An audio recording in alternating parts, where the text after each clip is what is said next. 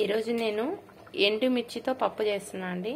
దానికోసం అయితే ఒక చిన్న మనకి పప్పు ఎంత కావాలో అంత ఒక గ్లాస్తో పప్పు అయితే తీసుకొని కొంచెం అట్లా పొయ్యి మీద వేసి ఒక్క చుక్క ఆయిల్ వేసి కొంచెం వేపుకోవాలండి. వేపుకొని బాగా కడిగిన తర్వాత కడుక్కొని ఇలా మనకి వాటర్ పోసుకొని ఇలా అయితే పెట్టుకోవాలండి. పొయ్యి మీద పెట్టుకొని ఇప్పుడు కొంచెం పసుపు, అది స్కిప్ అయింది అందుకే మీకు చెప్తున్నాను. పప్పు అనేది టేస్టీగా రావాలి అంటే మనం పప్పుని జస్ట్ ఒక చుక్క ఆయిల్ వేసి ఒక్కసారి అట్లా ఫ్రై చేసి మనం కడిగిన తర్వాత ఈ ప్రాసెస్ చేస్తే పప్పు టేస్ట్ అనేది చాలా బాగుంటుందండి. ఒక్కసారి ట్రై చేయండి. కొంచెం పసుపు, కొంచెం ఆయిల్, కొద్దిగా ధనియాలు, కొద్దిగా జీలకర్ర, ఎండుమిర్చి, అంటే మనం పచ్చిమిర్చితో రోజు చాలా పప్పు చేస్తుంటాం కదా, ఇలా ఎండుమిర్చితో కూడా చేస్తే కొంచెం డిఫరెంట్గా టేస్ట్ అనేది సూపర్గా ఉంటుందండి.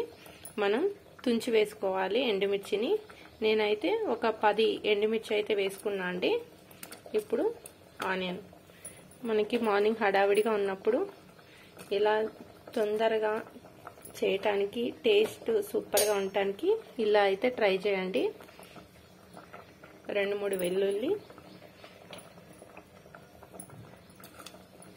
ఒక 2 టమాటాలు కట్ చేసుకొని ఇప్పుడు కుక్కర్ విజిల్ పెట్టి ఇలా మనం కొంచెం పప్పు ఉడికిన తర్వాత విజిల్ పెడితే పప్పు అనేది అస్సలు పొంగదండి. ఇది ఒక టిప్ లాగా మీకు యూజ్ అవుతుంది. కొత్తగా వంట చేసే వాళ్ళకి యూజ్ అవుతుందని చెప్తున్నాను. ఇప్పుడు మనం కుక్కర్ విజిల్ పెట్టి 3 విజిల్ అయితే రావాలండి. హై ఫ్లేమ్లో పెట్టకుండా మీడియం సిమ్లో పెట్టుకొని ఒక 3 విజిల్స్ అయితే వచ్చేంత వరకు మనం పప్పుని ఉడకబెట్టుకోవాలండి. ఇలా పప్పు అయితే ఉడికిన తర్వాత మనం సాల్ట్ వేసుకోవాలండి. కొద్దిగా చింతపండును కూడా వేసుకోవాలి. చింతపండు నానబెట్టి పెట్టుకోవాలి. ఇప్పుడు బాగా మెదుపుకోవాలి. పప్పు మన క్వాలిటీని బట్టి పప్పు ఉడికేది అనేది ఉంటుందండి. నాకైతే 4 విజిల్లు అయితే వచ్చిందండి. ఇలా జస్ట్ అనుకుంటేనే మన పప్పు మెదిగిపోతుంది. ఇలా పెనం పెట్టుకొని ఒక 2 స్పూన్ల ఆయిల్ అయితే వేసుకోవాలండి. వేసుకున్న తర్వాత మనం తాలింపు గింజలు వేసుకోవాలి. నేనైతే వడిం వేసుకున్నానండి. మా ఇంట్లో ఉంది కాబట్టి వేసుకున్నాను. చాలా మంది దగ్గర ఉండదు కాబట్టి మనం తాలింపు గింజలు వేసుకోవచ్చు.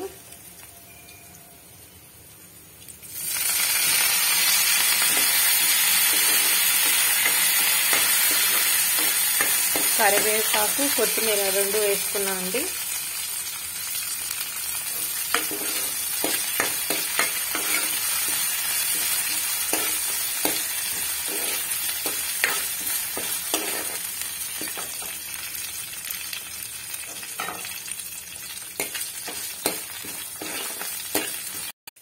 ఇప్పుడు పప్పు బాగా వెనుపుకున్నది. ఈ పోపు ఇలా వేసుకొని ఇలా అయితే వేసుకోవాలండి. ఇప్పుడు మళ్ళీ పొయ్యి మీద పెట్టుకోవాలి. ఈ పప్పుని మనకి లూజ్గా కావాలా గట్టిగా కావాలా మనం చూసుకొని అడ్జస్ట్ చేసుకోవచ్చండి. ఒకవేళ కారం కానీ సరిపోకపోతే కొంచెం కారం కూడా మనం యాడ్ చేసుకోవచ్చు. ఉప్పు, కారం అన్నీ చూసుకొని టేస్టీగా వేడి అన్నంలో ఇలా పప్పు వేసుకొని నెయ్యి వేసుకొని తింటే చాలా సూపర్ టేస్టీగా ఉంటుందండి. మీకు కూడా నచ్చితే లైక్ చేయండి, ట్రై చేయండి, షేర్ చేయండి, సబ్స్క్రైబ్ చేయండి. Thank you.